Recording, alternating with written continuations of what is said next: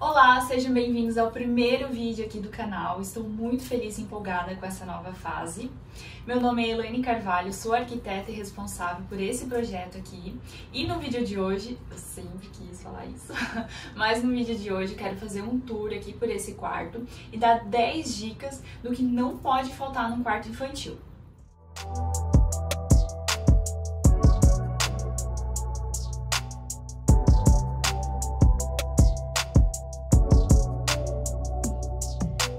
A primeira dica que eu gostaria de dar é sobre a marcenaria.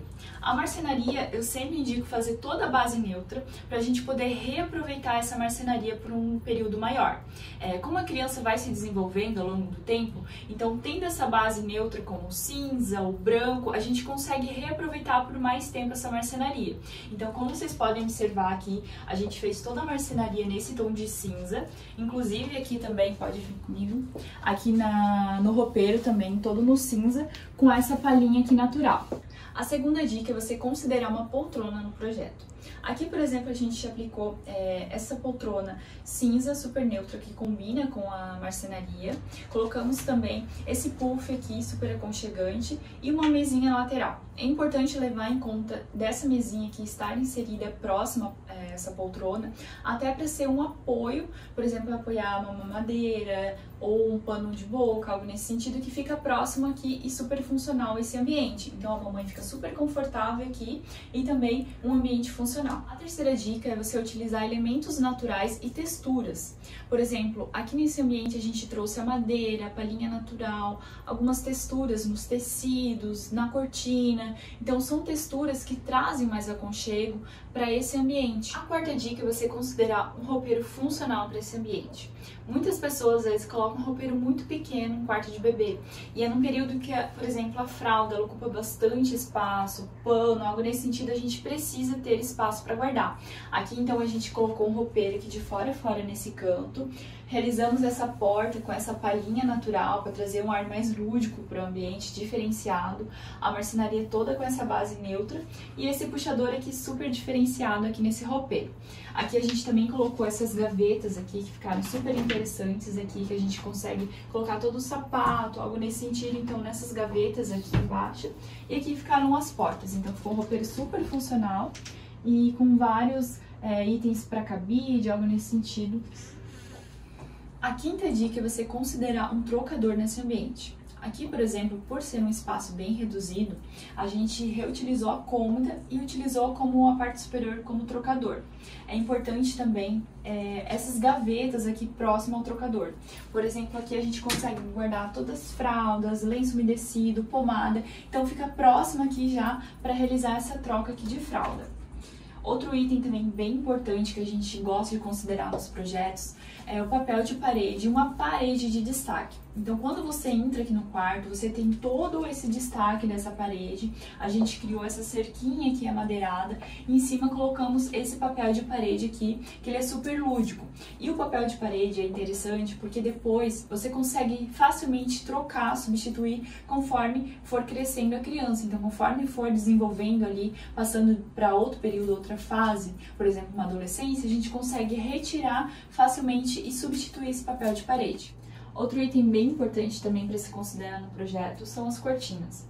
A cortina ela traz mais aconchego. Aqui, por exemplo, a gente fez uma composição dessa cortina aqui em linho com essa cortina em tela aqui. Então ela traz um pouco mais de personalidade para o ambiente e também um pouco mais de aconchego.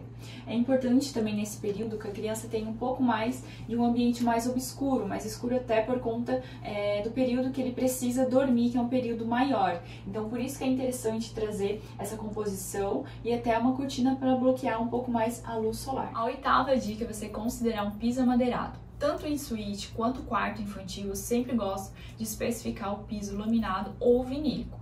O vinílico, a vantagem é que você consegue ter todo aquele conforto acústico e o térmico também. O laminado, ele também tem a questão ali térmica, mas tem aquele ruído do toque-toque, que é igual que acontece nesse ambiente.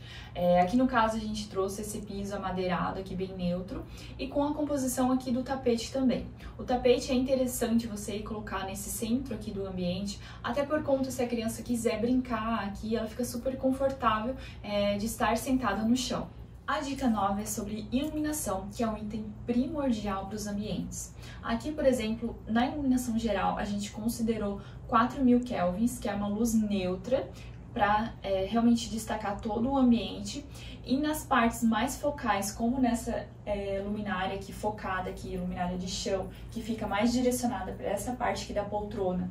E nesse painel aqui, que é uma cerquinha, a gente considerou a fita de LED 3000 kelvins, assim como essa luz também. Então é uma luz que traz mais aconchego, mais conforto, por isso que a gente considerou essa iluminação de 3000 kelvins mais amarelada em pontos focais.